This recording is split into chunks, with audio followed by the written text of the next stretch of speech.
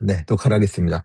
이거를 어떻게 하냐에 따라 가지고 시간이 완전 천차만별이거든요. 왜냐면 창세기만 사실 깊이 들어가면은 1년 내내 강의를 할 수도 있는 게 이제 창세기여가지고, 어, 깊이 들어가면 한도 끝도 없으니 최대한 간단하게 가려고 해요. 그러다 보니까 오늘 이제 이 강의에 들어온 친구들에게 한편으로는 어떤 친구들에게는 원래 아는 내용들이 너무 많이 있을 수도 있거든요. 그래도 이제 그 부분은 좀 어느 정도 다시 복습한다고. 이름 바꿨어? 네, 제가 음소거를 하겠습니다. 네, 복습한다고 생각하시고 쭉 가시면 될 것 같고요. 지금 이제 여러분들에게 보여주면서 할 이미지들은 제가 원래는 이제 인터넷에서 열심히 검색을 해보다가 없어서 쓸만한 게 없어가지고 제가 제미나이를 이용해서 이미지들을 좀 만들었어요. 그러다 보니까 좀 이미지들이 좀 오류가 좀 있을 수도 있거든요. 제가 그것들은 꼭 설명을 이제 미리 드릴 테니까 네, 여러분들 이제 강의를 잘 따라와 주시면 되겠습니다. 네, 창세기 1장부터 가보려고 합니다. 여러분 잘 아시다시피 이제 하나님께서 아무것도 없는 이제 혼돈과 이제 아무것도 없는 이제 흑암이 가득한 세상 가운데 어두움만 가득한 세상 가운데 하나님께서 세상을 창조하십니다. 그런데 무엇으로 창조하시냐? 바로 네, 말씀으로 창조를 하시죠. 이 모든 거를 말씀으로 창조를 하십니다. 그러니까 아무것도 없던 세상에 하나님께서 말씀으로 세상을 창조하시는데, 그럼 그 세상을 창조하신 과정이 어땠느냐? 여러분, 이 표를 보시면은, 예, 제가 재미나에게 아무리 요청을 해도 이거를 못 들어주더라고요. 보시면 첫째 날에는 빛과 어둠을 창조하시고, 둘째 날에는 하늘과 궁창을 창조하시고, 셋째 날에는 땅과 바다와 식물을 창조하시고, 넷째 날에는 태양과 달과 별, 그리고 다섯째 날에는 물고기와 새, 여기 생뚱맞게 코끼리 들어와 있죠. 네, 이거 없는 거. 여섯째 날 짐승과 사람을 창조하셨습니다. 근데 여러분들이 기억하셔야 되는 거는 하나님께서 세상을 창조하실 때 그냥 창조하지 않으셨다는 거예요. 보시면은 첫째 날에 빛과 어둠을 창조하셨잖아요. 그리고 나서 넷째 날을 보시면은 태양과 달과 별을 창조하셨다. 그리고 보시면 둘째 날 하늘과 궁창. 궁창은 여러분 물을 생각하시면 돼요. 바다나 물을 생각하시면 돼요. 둘째 날에 하늘과 궁창을 창조하시고 그리고 다섯째 날에 그러니까 원래 이게 지금 짝이 이렇게 이어져야 되는데 이거를 못 해주더라고요. 그리고 나서 다섯째 날에 물고기와 새를 창조하셨고 셋째 날에 땅과 바다와 식물을 창조하시고 여섯째 날에 짐승과 사람을 창조하셨다. 그러니까 하나님께서 아무 생각 없이 그냥 생각나시는 대로 세상을 창조하신 게 아니라 이 창조의 과정을 보시면은 어떻게 창조를 하셨냐면은 먼저 그 배경, 어, 있을 만한 기본의 틀을 먼저 창조하신 후에 그 다음에 거기를 채우셨다. 만드시고 채우시고 만드시고 채우셨다. 그리고 일곱째 날에 하나님께서 안식하시며 쉬셨다라는 거를 여러분 이게 그냥 하나님께서 창조하신 게 아니라 이 질서가 있다는 것을 여러분들이 미리 알면은 좋을 것 같아요. 그러니까 무대를 먼저 만드시고 그 안에다 내용물들을 채워 넣으셨다라고 보시면 되겠습니다. 그렇게 하나님께서 세상을 말씀을 창조하시는데 그 중에서 가장 중요한 거는 바로 사람이죠. 하나님께서 짐승을 비롯한 사람을 아담과 하와를 창조하시는데 사람의 창조에 대한 내용은 하나님께서 두 번을 기록하셨어요. 먼저는 하나님께서 사람을 어떻게 창조하셨는지에 대해서 먼저 기록을 하셨는데 먼저 아담을 하나님께서 창조를 하셨죠. 아담을 먼저 만드시고 흙으로 하나 사람을 만드신 후에 거기에 하나님께서 생기를 불어 넣으셔서 생영이 되었다라고 합니다. 그러니까 우리 인간은 하나님께서 부어 넣어주시는 그 생기가 없으면, 생명력이 없으면 우린 아무것도 아니다라는 것을 하나님께서 창세기에서 말씀해 주신 거예요. 그러니까 이 에덴 동산, 하나님께서 사람에게 주신 이 에덴 동산은, 어, 원래는 하나님이 주인이시지만 하나님께서 아담에게 하나님의 역할을, 이것을 다스리는 역할을 주셨고, 이거는 나름 성경을 많이 참조한 것 같아요.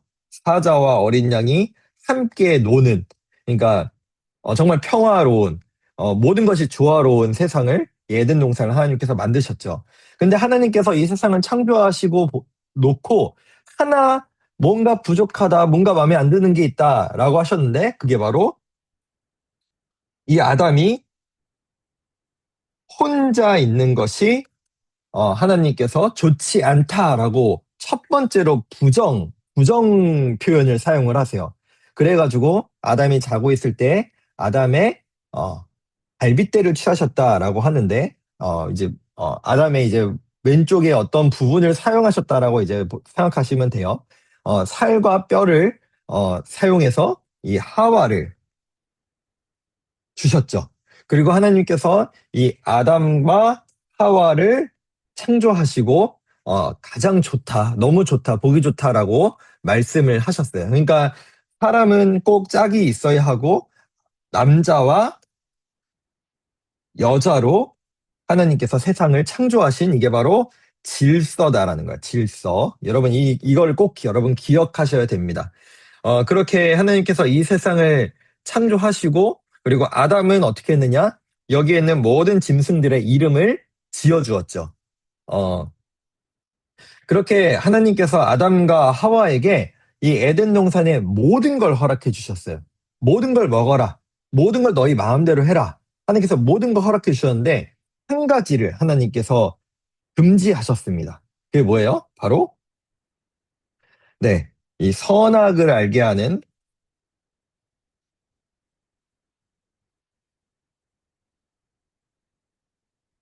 나무의 열매는 먹지 말라. 이 부분에 대해서 여러분 깊이 들어가면 한도 끝도 없으니까 여러분 이거는 하나님께서 아담과 하와를 시험하고자 하는 것이 목적이 아니라 하나님께서 말씀을 통해서 질서를 세우신 거거든요. 야, 봐라. 이 선악을 알게 하는 나무가 에덴 동산의 중앙에 있었다라고 얘기를 해요. 근데 이게 뭐냐면은 저 나무를 볼 때마다 이 에덴 동산의 모든 걸 마음대로 할 수 있는데 하지만 내 위에 하나님이 계시는구나. 하나님이 모든 걸 허락해 주셨지만 하나님이 저것만은 금지하셨어. 저건 지켜야 돼. 하나님 말씀대로 살아야 돼. 라고 하는 질서를 말씀해 주신 게 이 선악과인데 이 선악을 알게 하는 나무인데 결국에는 이 아담과 하와가 이 사단, 뱀의 유혹에 빠져서 어떻게 됐죠? 하와가 하와가 먼저 먹고 이 하와가 아담에게 전해 주어서 결국에는 이제 이 죄가 우리 인간에게 들어오게 되고 모든 인류의 대표인 아담이기 때문에 모든 인류에게 이 죄가 들어오게 되었다라는 거죠. 근데 여러분 재밌는 거는 아담이 선악과를 먹고 나서 하나님이 부르셨을 때 처음 했던 게 뭐냐면요. 숨어요.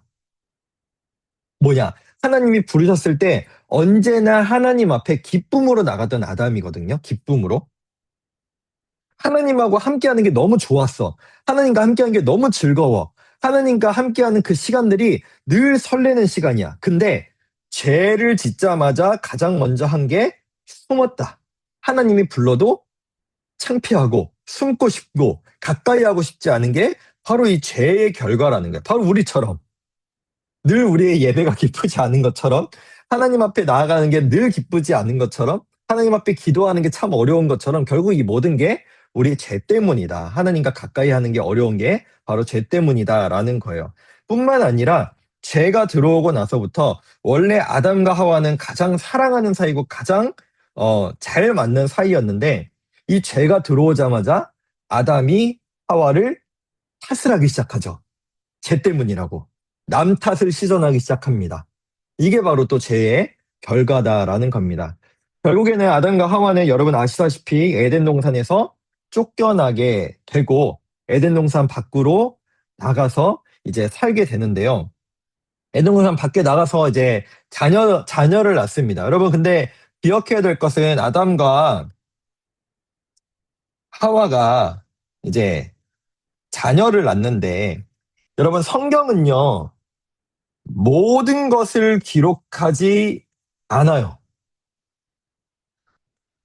필요한 것만 기록합니다. 그래서 여기 보시면은 아벨과 가인 요 두 아들이 나오는데 우리가 생각하기로는 아담과 하와 사이에 아벨하고 가인만 자식이 있나라고 생각할 수 있는데 여러분 아담은 930세까지 살잖아요. 네, 930세까지 살거든요. 그러니까 이 아벨과 가인 외에도 수많은 자녀들이 있었을 겁니다. 근데 이제 제일 중요한 거 창세기 4장에서 두 사람의 예배를 비교를 하죠. 하나님께서 아벨의 예배는 받으시고 가인의 예배는 받지 않으셨다라고 성경이 기록하죠. 그래서 가인이 빡이 칩니다. 왜 내 건 안 받아주고 아벨 것만 받아주냐. 그래서 여러분 어떻게 하신지 아시죠? 가인이 아벨을 죽입니다. 동생이 아벨이고 형이 가인인데 이 가인이 결국 이것도 죄의 결과인 거죠. 첫 번째 살인이 일어나는 거예요. 가인이 아벨을 죽이는 일이 일어납니다. 그리고 나서 하나님께서 가인에게 네 동생 어디 갔느냐라고 찾자마자 가인이 또 여기서 화를 내거든요. 내가 동생 지키는 사람이냐? 이렇게 화를 내는데 결국에는 이 가인이 하나님께 또 저주를 받아요. 너 저주받을 것이다. 너 이제 힘들게 살게 될 것이다. 너는 평생 떠돌이로 살게 될 것이다. 라고 하나님께서 말씀하시는데 이 가인은 오히려 역정을 내요. 역정을. 왜 안 되냐? 역정을 내며 하나님 저에게 너무하신 거 아닙니까? 라고 하자 하나님께서 어떻게 하시냐? 내가 너의 목숨을 살려주겠다. 너를 혹여라도 죽이는 사람은 너의 죄보다 7배나 더한 벌을 받게 될 거다라고 하며 가인까지도 사실 하나님께서는 지켜주시죠. 그러나 가인은 그럼에도 하나님을 등지고 살아가게 됩니다. 그러니까 점점 죄의 모습이 커져가게 된 거죠. 나중에 하나님께서는 아담과 하와에게 셋이라고 하는 자녀를 새로 주시거든요.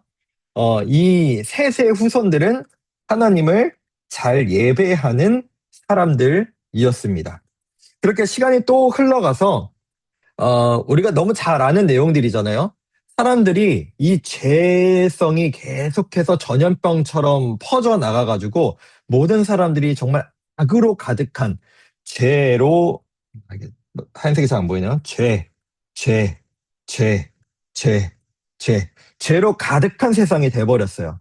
그 중에서 하나님께서 이 노아라고 하는 사람을 뭐라고 하시냐면은 당대의 의인이다. 그러니까 죄가 없는 하나님께 정말로 잘 맞는 사람이다라고 하셨는데 그럼 이 노아에게 어떤 명령을 하셨냐? 너는 배를 만들어라. 여러분, 이 당시에는 비가 내리지 않았어요. 비가 내리지 않았습니다. 위에는 이제 궁창이라는 것이 원래 하늘에도 궁창이라는 것이 있었거든요. 비가 내리지 않았으니까 하나님께서 배를 만들라고 하시면서 몇 년 동안 만들라고 하시냐면은 120년 동안을 만들라고 하세요. 어마어마하게 큰 배를 이 노아와 노아 가족들이 이제 배를 만들었던 거죠.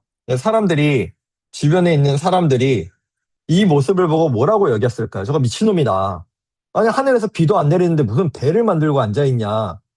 그것도 120년이나 만들었단 말이죠. 여러분 당시에는 수명이 길었어요. 수명이 길었단 말이에요.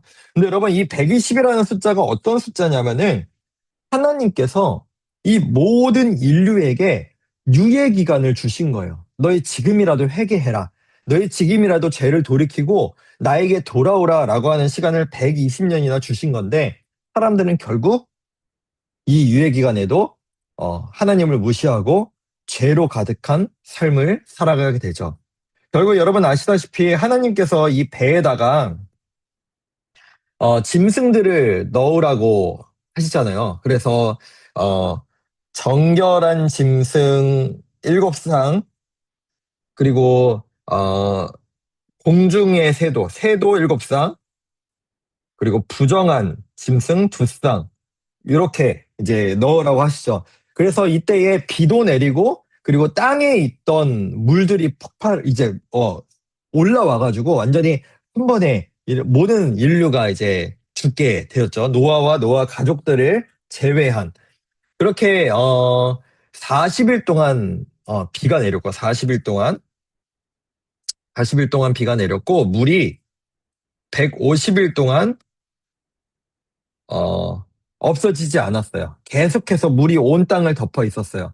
그렇게 150년이 지나고 나서 이제 이런 산봉우리들이 보이기 시작합니다. 그리고 노아는 이 산봉우리들을 향해서 이제 가게 되었고, 여기에서부터 제가 뭐 기편 뭐 비둘기를 보내가지고 비둘기가 다시 돌아오면은 이제 앉아 있을 땅이 없는 거고, 어 이제 비둘기를 또 보내는데 이제 이번에는 잎에다가 나뭇잎을 물고 온 거예요. 이제 그런 거를 확인하고 아 이제 진짜로 이제 우리가 내릴 만한 땅이 있구나라고 해서 이제 가게 됐고 이제 여기에 내리자마자 노아가 가장 먼저 한 것은 하나님께 제사를 드립니다. 그리고 하나님께서 무엇을 약속하시냐? 주고 하나님께서 이 노아와 노아 가족들에게 무엇을 약속하시냐면 바로 이 무지개를 보여주세요. 내가 다시는 물로 인류를 심판하지 않겠다. 이게 바로 약속이다. 언약이다. 내가 너에게 하는 약속, 말로 하는 약속, 언약이다라고 말씀하세요. 지난 주일날 담임 목사님께서도 이 설교를 하셨는데, 여러분, 이 무지개가 영어로 레인보우잖아요. 레인보우. 보우가 뭐죠? 활이잖아요. 이 활은요, 무엇을 상징하냐면 심판을 상징합니다. 공격을 상징해요. 공격한다. 그러니까 인류가 심판받는 것을 활로 표현할 수 있는데 하나님께서 왜 무지개를 보여주시냐? 여러분의 무지개 모양이 이렇게 생겼잖아요. 이게 아니고 여러분 이게 지금 이거를 활이라고 칩시다. 그럼 화살이 어디를 향해요? 하늘을 향합니다. 하늘.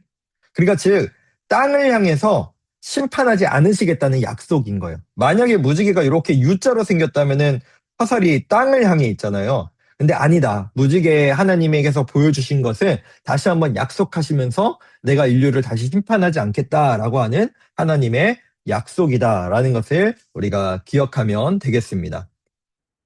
그렇게 이제 빨간색, 빨간색. 네. 노아가 이제 세 명의 아들이 있었거든요. 그 세 명의 아들이 이제 또 이제 자손들을 많이 낳고 그 자녀들이 대를 거듭하면서 또 이제 자손들을 많이 퍼뜨립니다. 이제 인류가 이제 또 많아지기 시작하는 거죠.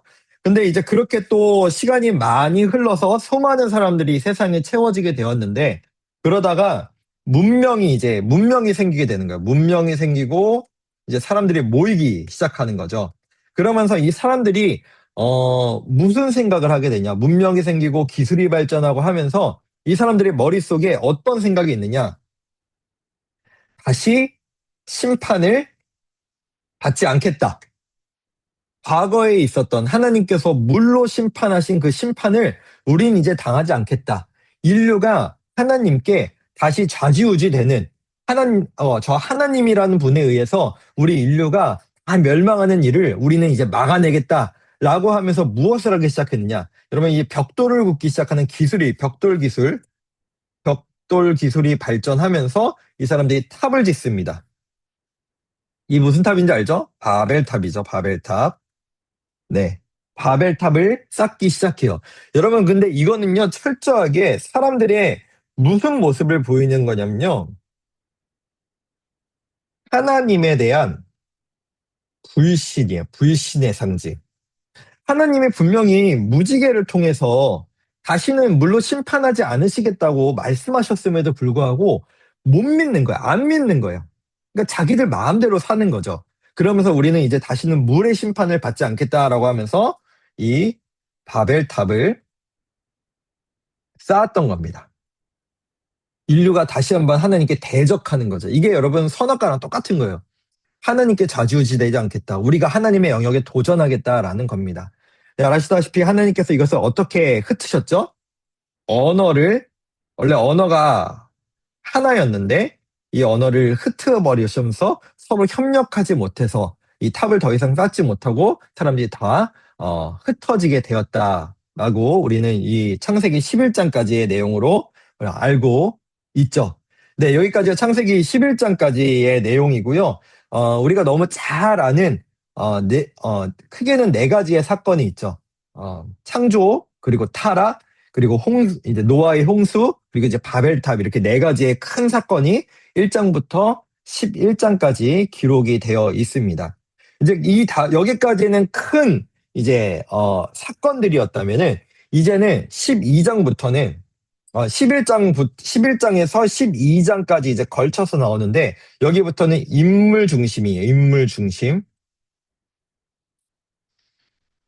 여러분, 여기 도시는, 어, 뭐, 이렇게도 쓰고 하는데, 우르입니다. 우르. 여러분, 이 우르라는 도시는 어디냐면은, 수메르 문명의 수도예요. 수도. 여러분, 수메르 문명이 지금 전 세계 문명 중에 가장 오래된 문명 중에 하나라고 얘기를 하거든요.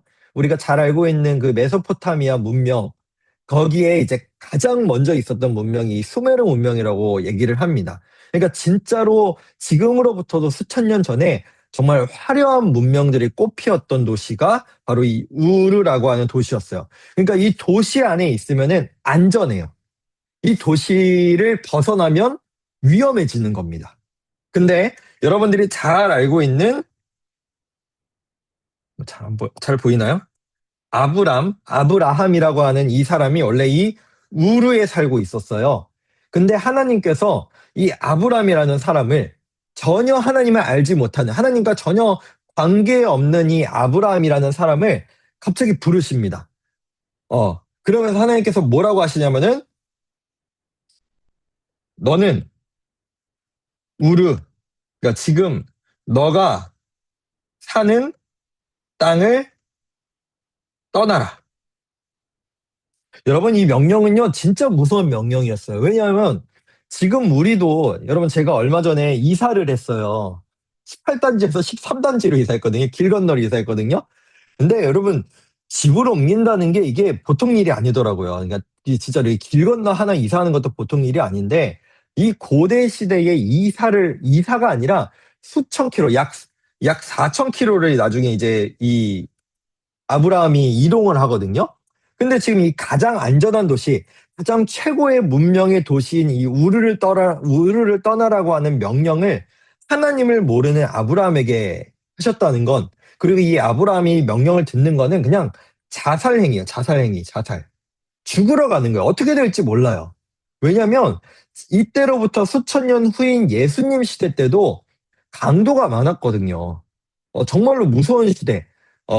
지금도 우리나라는 치안이 좋다고 말하지만 외국에도 밤늦게 나가면 위험하다는 얘기가 나오잖아요. 정말 위험한 일이었습니다. 그러나 이 아브라함은 여러분 보이실지 모르겠지만 여기 우르라고 이 도시가 있어요.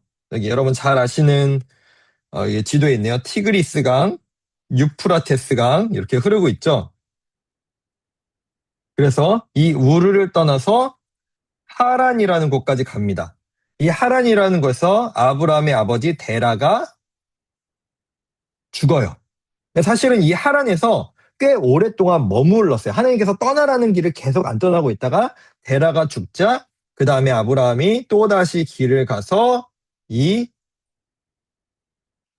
가나안 땅으로 들어가게 됩니다. 이 거리가 약 4,000km 정도 돼요. 어마어마한 거리죠. 어마어마한 거리를 이 아브라함이, 아직은 이름이 아브라함이에요. 아브라함이 하나님의 말씀에 따라, 하나님의 명령에 따라서 가게 됐던 겁니다. 근데 하나님께서 이 길을 걸어갈 때 무엇을 약속하시냐면, 내가 너에게 복을 주겠다, 복. 그러니까 가라.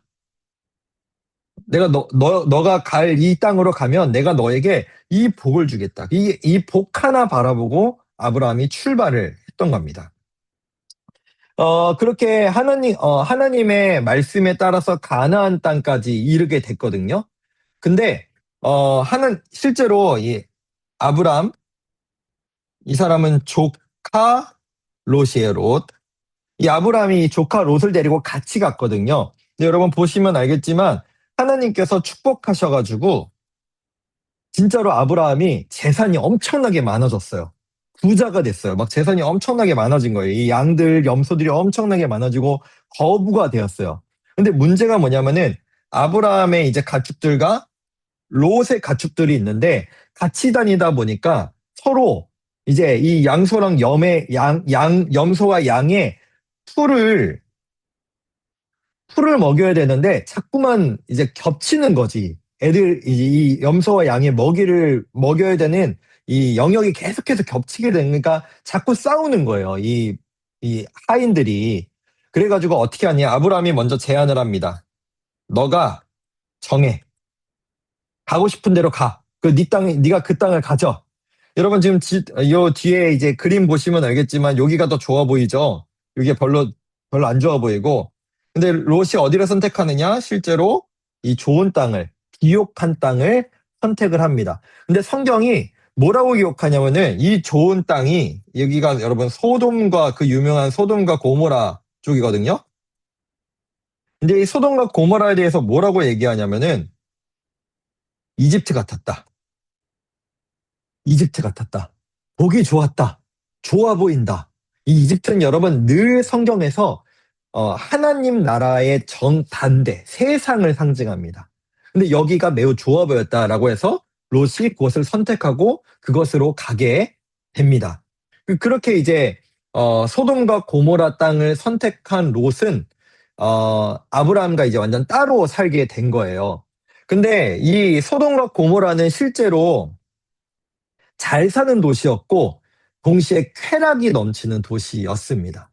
그리고 이 롯도 이 소돔과 고모라에서 꽤나 이제 목소리를 낼 수 있을 정도의 힘이 있는 사람이 되었는데 이 소돔과 고모라가 이 다음 장면 보여줄게요. 이 소돔과 고모라예요. 소돔 고모라.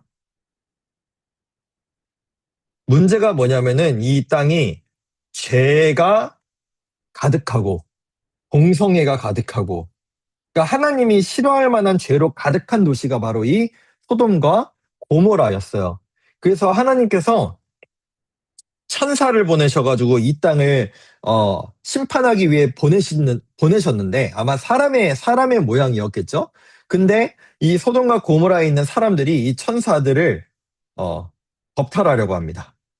남자가 남자를 이 정도로 타락한 도시였어요. 타락한 도시.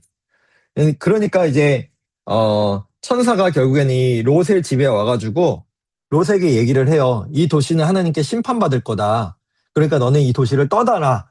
라고 했는데 어, 이 롯의 가족 중에서 지금 되게 어리게 표현됐는데 둘 다 결혼했거든요.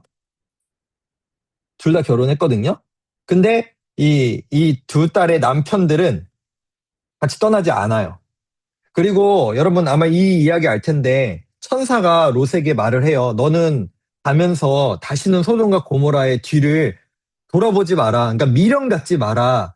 라고 말씀하셨는데 롯의 아내는 결국 뒤를 돌아봤다가 소금 기둥이 되었다. 라고 하는 여러분 이 내용을 잘 알 겁니다. 그러니까 이 내용에 하나님께서 우리에게 주시는 메시지는 뭐냐면은 죄에 대해서 미련 갖지 말아라. 죄가 있으면 떠나야 된다. 그것이 네가 사는 길이다라는 것을 보여주신 게 바로 이 사건이었습니다. 네, 그럼 이제 롯의 이야기는 이제 다 넘어가고 이제 아브라함의 이야기를 다시 돌아가 볼게요. 이제 하나님께서 창세기 12장에서 아브라함에게 복을 주시면서 자손도 약속을 하셨거든요.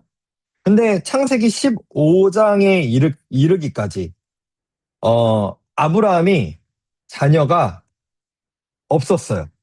그러니까 이미 수십 년의 시간이 흐른 거예요. 근데 아브라함이 불안하겠죠. 왜냐면은 어, 아브라함의 나이가 벌써 이제 75세. 너무 많이 먹은 거죠. 나이가 너무 많이 먹은 거예요. 그래가지고 아브라함이 불안한 가운데 있을 때 하나님께서 다시 한번 약속을 주세요. 내가 너의 자손을 하늘의 별처럼 그리고 바다의 모래처럼 네 자손을 많게 해주겠다라고 다시 한번 이게 되게 어색하게 표현되어 있는 언약, 약속을 다시 한번 주십니다. 네. 그런데 시간이 흘러도 아들이 없어요. 어, 자녀가 없는 거예요. 지금 여러분 75세잖아요. 10년이 더 지났어요. 85세가 됐습니다. 아브라함이 또 불안해요. 내가 언제 죽을지도 모르겠고, 사라도 나이가 너무 많고, 그래가지고 이제 결단한 게 뭐냐? 잘 안 보이겠다. 하갈이라고 하는 여인, 그러니까 사라가 아니라 하갈이라는 여인을 통해서 이스마엘이라고 하는 다른 아들을 낳습니다. 근데 이건 하나님의 약속의 아들이 아니었어요. 그러니까 하나님이 원하시는 아들이 아니었다라는 거죠. 그러나 시간이 흘러서 아브라함이 이제 90, 99세를 넘어 이제 100세가 되었을 때 사라의 나이가 지금 너무 너무 젊어 보이는데 사라의 나이 90세 때 여러분 잘 아는 이삭이라고 하는 약속의 아들을 이때서야 주십니다. 하나님 약속을 반드시 이루시고 여러분 100세와 90세의 부부가 자녀를 낳았다는 것은 하나님의 도움이 아니고는 불가능한 일이잖아요. 이건 정말 분명히 하나님께서 주신 것이다라고 하는 어, 이 예미나이의 표현이 나와 있는 겁니다. 하나님께서 약속하신 대로 주셨어요. 근데 여기서 그치지 않고 여러분 너무 잘 아는 내용이 있죠. 이제 이삭이 청소년이 되었어요. 여러분 비슷한 나이가 되었고 아브라함도 나이가 더 많아졌죠. 근데 하나님께서 무슨 약속을 하세요? 아니 무슨 말씀을 하세요? 이삭을 모리아 산으로 데려가서 이 이삭을 번제로 바쳐라 라고 말씀하시거든요.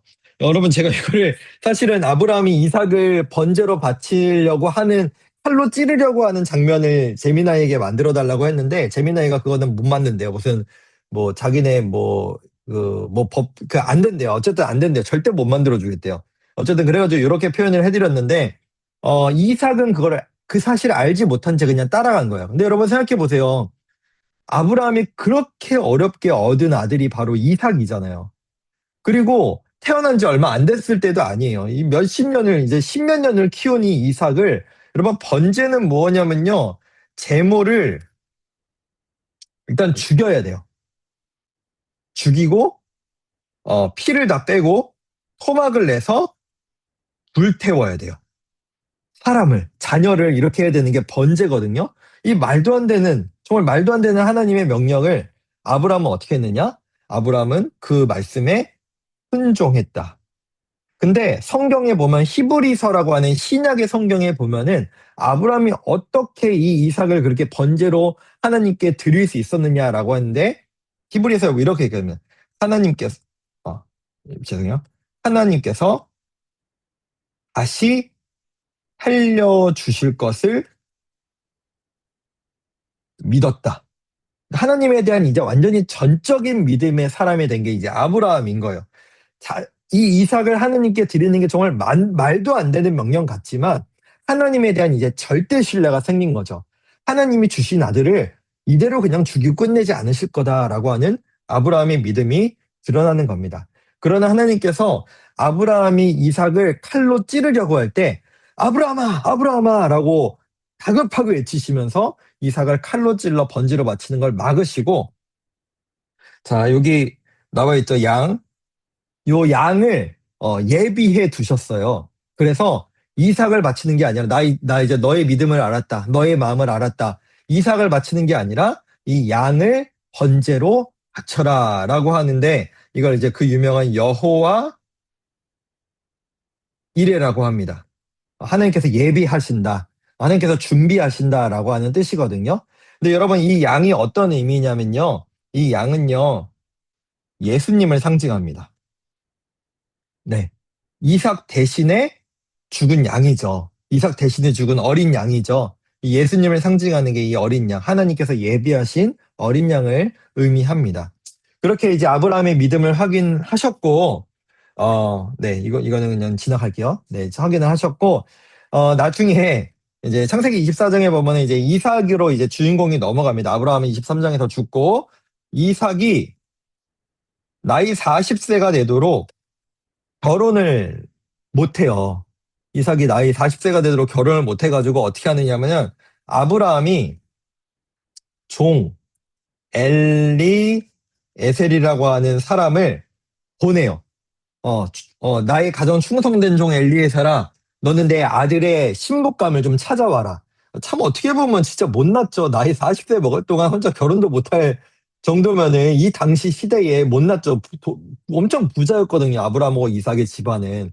근데 이 엘리에셀이 어떤 명령을 받냐? 대신에 우리 완전 이방 여인이 아니라 우리 집안 사람 중에서 아내를 구해와야 한다라고 해가지고 이 엘리에셀을 보냈고 이 우물이 있는 이유는 뭐냐면은 엘리에셀이 이 이삭의 신부감을 찾으러 갔을 때 하나님께 이렇게 기도를 해요. 내가 이 우물에서 기다리고 있을 때 나에게 물을 주는 그 여인이 이삭의 아내가 될 것입니다. 라고 하나님께 기도를 했더니 실제로 한 여인이 와가지고 이 엘리에셀에게 물을 줍니다. 그 여인이 이 여인이겠죠. 리브가라고 하는 여인이에요. 리브가. 이 리브가라는 여인의 오빠가 있었어요. 오빠가 있었는데 그 오빠는 바로 이제 라반이라고 하는 오빠가 있습니다. 라반이라고 하는 오빠. 여러분 이 이름을 기억해 두시면 좋을 것 같아요.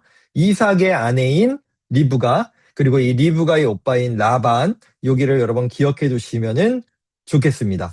그래서 이제 이삭과 이제 리브가가 이제 결혼을 합니다. 결혼을 했는데 어 잠깐만요. 네. 결혼을 했는데, 사실은 결혼하고 20년 동안 아이가 없었어요. 아이가 없었는데, 20년 만에 이제 자녀가 생긴 거거든요. 이제 리브가고, 여기가 이제 이삭이죠. 근데 리브가가 임신을 했는데 뱃속에서 쌍둥이였던 거예요. 뱃속에 있는 아이들이 쌍둥이였는데 뱃속에서 애들이 너무 뭔가 싸우는 느낌이 드는 거예요. 그래서 하나님께 기도를 해요. 하나님 대체 이게 무슨 일입니까? 왜 내 뱃속에서 아이들이 이렇게 싸웁니까? 라고 했을 때 하나님께서 말씀을 주세요. 뭐라고 말씀하시느냐? 두 민족이 뱃속에 있다. 그런데 그 두 민족 중에 작은 민족이 큰 민족을 다스릴 것이다. 라고 말씀하세요. 그렇게 태어난 아이들의 이제 이름이 여기 먼저 태어난 이 아이가 안 보인다. 형 에서고요.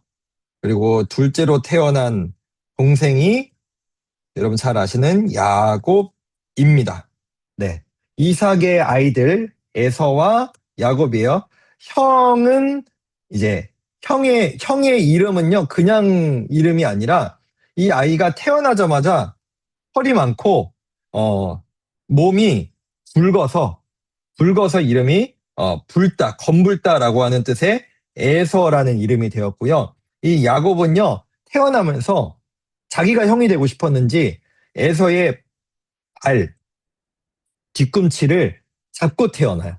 그래서 발 뒤꿈치를 잡다라고 하는 이름의 뜻에 야곱으로 지어주는 겁니다. 그래서 다음 장에 보시면은 근데 이 에서와 야곱은 둘이 너무 다른 쌍둥이였어요. 어떻게 달랐냐? 여기 있는 에서는 테토남, 여기 있는 야곱은 에겐남이었습니다.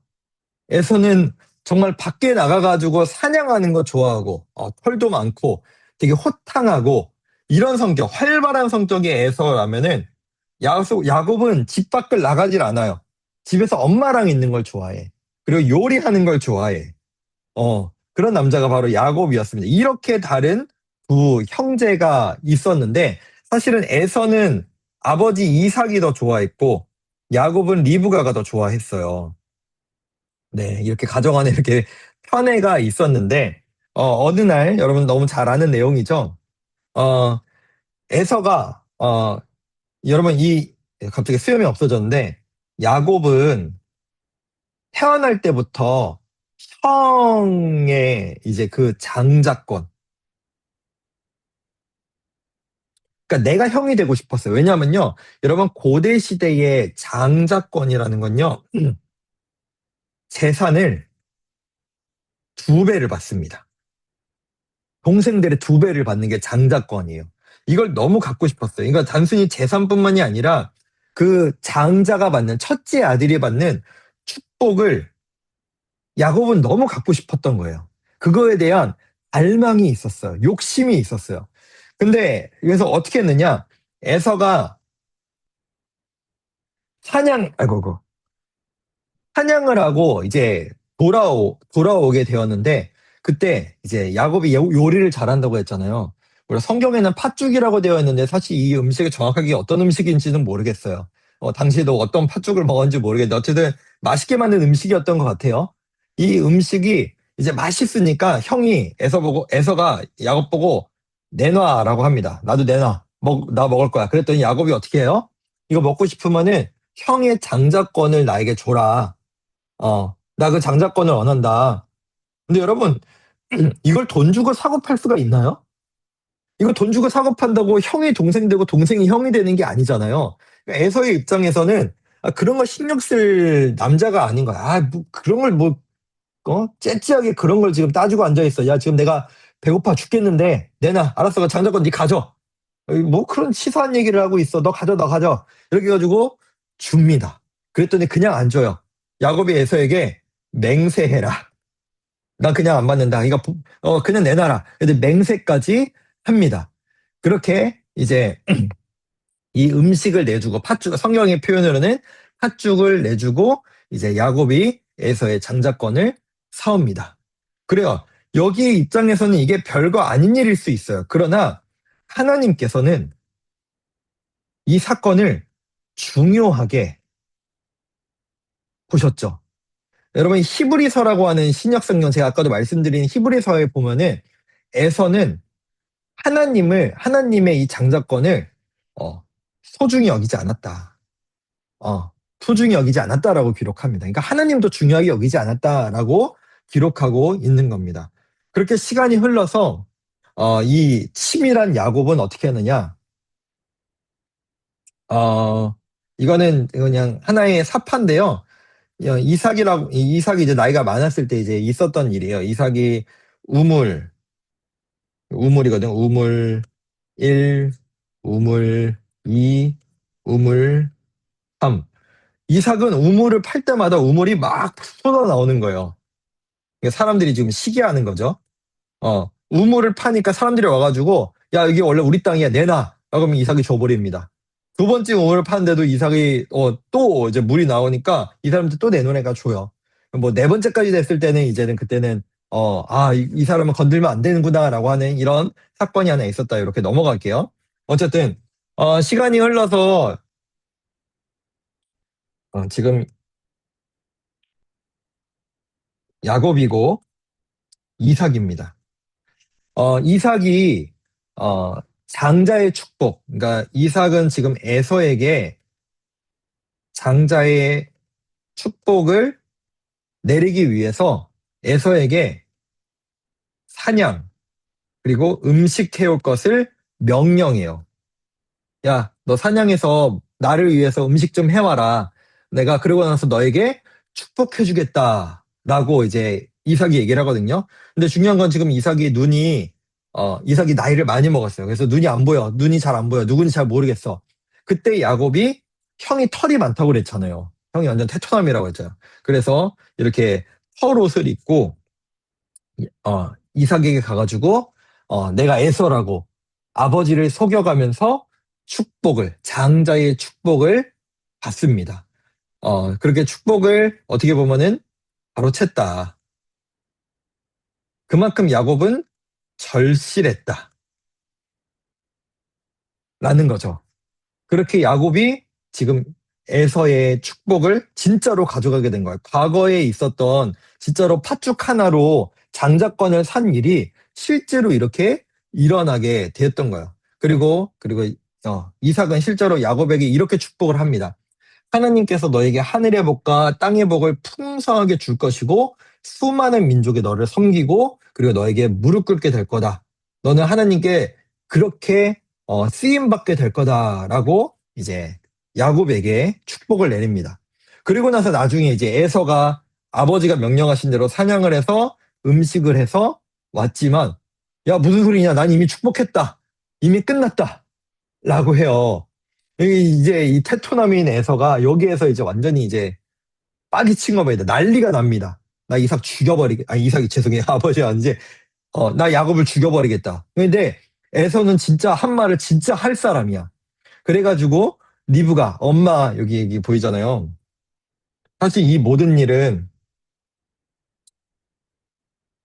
이 엄마 리브가가 꾸며낸 일이에요. 리브가가. 네. 내가 더 사랑하는 야곱을 축복을 주고 싶어가지고 엄마가 꾸며낸 일이 이 사건이었거든요. 어, 그래 죽이려고 하자 리브가가 야곱에게 뭐라고 하냐면은 야곱아 너는 도망가라. 너 진짜 죽을 수도 있겠다. 내 오빠 라반의 집으로 여러분 이 이름 기억하시죠? 이제 과거에 나왔던 라반의 집으로 도망가라. 그래야 네가 진짜 살 수 있겠다. 나 진짜 한 번에 두 아들이 잃을 수 없다라고 이제 도망을 가게 되는 게 27장까지의 내용입니다. 그래서 28장까지만 오늘 좀 나눠 보려고 하거든요. 이 28장의 내용은 이제 야곱이 이제 정신없이 도망을 가요. 진짜 정신없이 도망을 갑니다. 자, 수십 킬로를 쉬지 않고 도망가요. 여러분 얼마나 힘들었겠어요. 그래가지고 지쳐가지고 지금 여기 돌에 얼마나 지금 돌에 베고 잠는데 얼마나 힘들까요? 근데 그때 야곱이 꿈을 꿔요, 꿈. 어떤 꿈이에요? 어, 사다리가 하늘에 사다리가 하늘에 닿아 있는데 이제 천사가 그 사다리를 오르락 내리락 하고 있는 꿈을 꿉니다. 근데 여기에서 하나님께서 뭐라고 말씀하시냐? 나는 너의 할아버지 아브라함 그리고 너의 아버지 이삭의 하나님이다.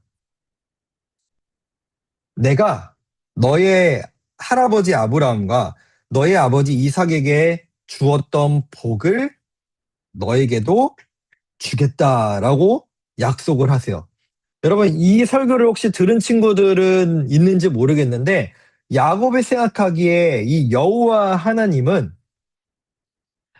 자기가 살고 있는 가나안 땅, 그러니까 그 지역에만 있다고 생각하는, 그러니까 보통 당시 신들은 지역신이라고 생각을 했어요. 내가 살고 있는, 내가 속해 있는 지역에만 계신다. 내가 살고 있는 그 지역을 떠나면 내가 섬기는 신은 이제 안 계신다. 그 지역에 있는 다른 신이 있을 거다라고 생각했는데 하나님이 완전 다른 얘기를 주시는 거예요. 이제 나는 너의 하나님이고 지금 너가 고향을 떠나 있지만 이곳에도 나는 너와 함께 있다라고 야곱에게 완전히 그의 개념을 바꾸는 이제 말씀을 주신 겁니다. 그래서 그 꿈을 꾼 이 야곱이 어떻게 하느냐? 자기가 자고 있었던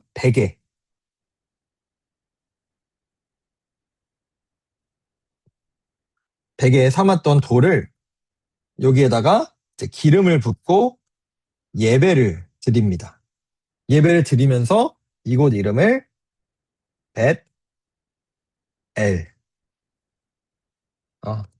하나님의 집이라는 이름으로 예배를 드리면서 여기다가 이제 어, 약속을 해요.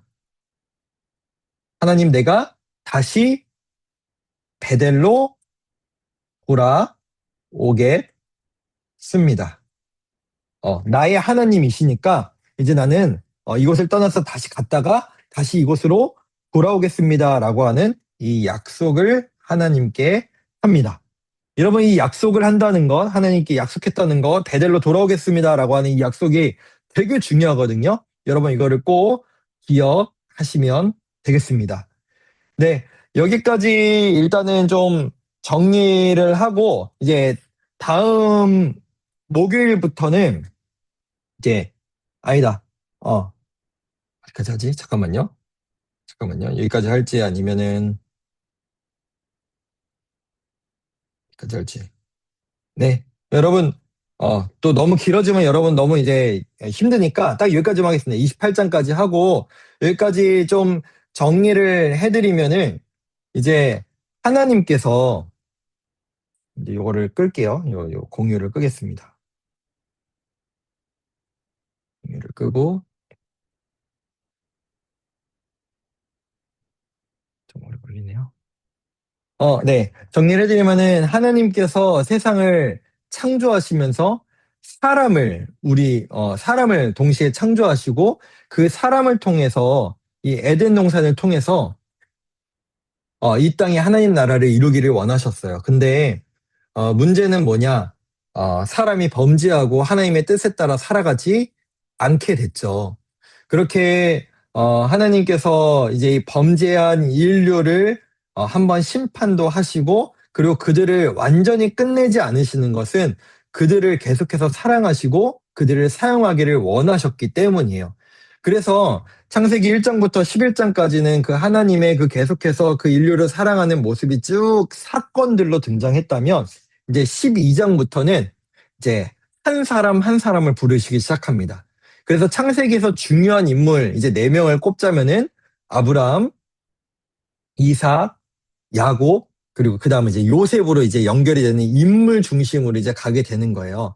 그래서 이 창세기에서는 네 가지의 사건, 하나님께 세상을 창조하시고, 근데 그 인류가 타락했고, 범죄에서 타락했고, 그리고 하나님께서 노아의 홍수, 노아의 그 방주 심판을 하셨고, 그리고 결국에는 그 인류가 살아남았음에도 불구하고 또 바벨탑을 지었다라는 네 가지의 사건이 있고, 그리고 그 다음에 네 명의 인물이 중요해요. 첫 번째는 아브라함을 세우시고 그의 아들 이삭을 세우시고 그의 아들 야곱을 세우시고 그리고 그의 아들 요셉을 세우셔서 일하시는 이 일들이 창세기의 가장 큰 줄기다라는 것을 여러분들이 기억하셨으면 좋겠습니다. 네, 그래서 지금 딱 55분 진행을 했습니다. 55분 진행을 했고 목요일 날 또 이어서 창세기를 마무리해 보도록 할 테니까 여러분 목요일에도 꼭 잊지 말고 들어와 주시고 또 이 성경 이야기를 스토리를 쭉 잘 이어갔으면 좋겠습니다. 여러분 제가 좀 급하게 하느라고 처음에 기도를 안 하고 시작했는데 죄송해요. 제가 기도하고 마무리하도록 하겠습니다. 사랑해 주님 감사합니다. 우리가 이 성경의 이야기, 특별히 창세기의 이야기를 통하여서 하나님께서 우리를 얼마나 사랑하시고 또 이 인물들을 통하여서 이 땅에 하나님 나라를 이루시기 원하셨는지를 하나하나 알아가기를 간절히 소망합니다.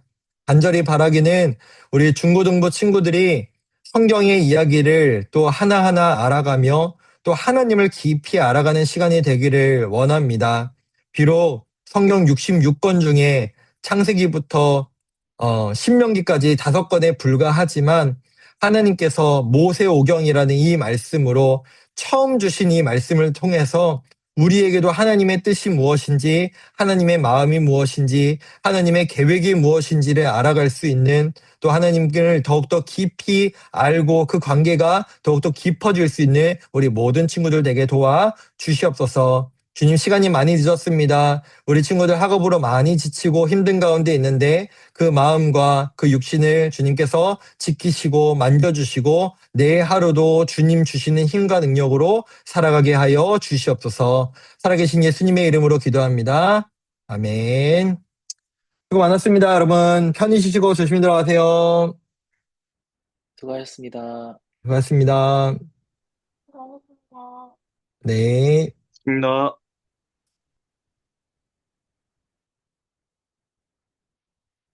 네. 종료하겠습니다.